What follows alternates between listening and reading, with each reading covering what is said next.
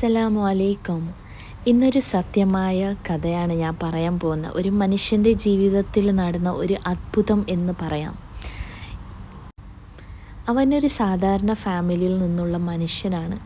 നല്ല സുഖമായ ജീവിതം. പക്ഷേ ഒരു ദിവസം ഷോക്കായി. ഡോക്ടർ പറഞ്ഞു ക്യാൻസർ ഉണ്ട്, 3rd സ്റ്റേജാണ്. ഫാമിലി മുഴുവനും ഷോക്കായി. അയാൾ ഹോസ്പിറ്റൽ ട്രീറ്റ്മെൻറ്റ് തുടങ്ങി. പക്ഷേ അതിനേക്കാൾ വലിയ ഒരു ഔഷധം അവരും ഫാമിലിയും തുടങ്ങി. എന്താണെന്നറിയോ? ഇസ്തിഗ്ഫാർ. യെസ്, എല്ലാവരും ഒരു ചിന്തയോടെ, ഒരു ഹൃദയ സ്നേഹമോടെ പറഞ്ഞു, അസ്തഗ്ഫിറുല്ലാ, യാ അല്ലാ, ഞങ്ങളുടെ മன்னிച്ചു തരണമേ എന്ന്.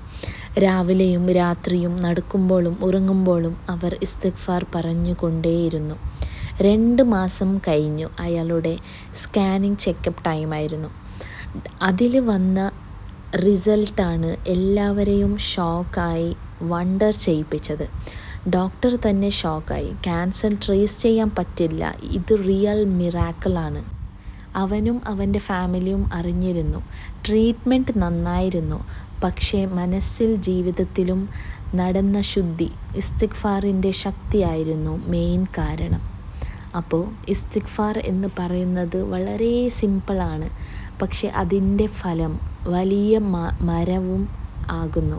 നമ്മുടെ ദോഷങ്ങൾ അല്ലാഹ് മன்னிച്ചാൽ ജീവിതം മുഴുവനും മറക്കാം.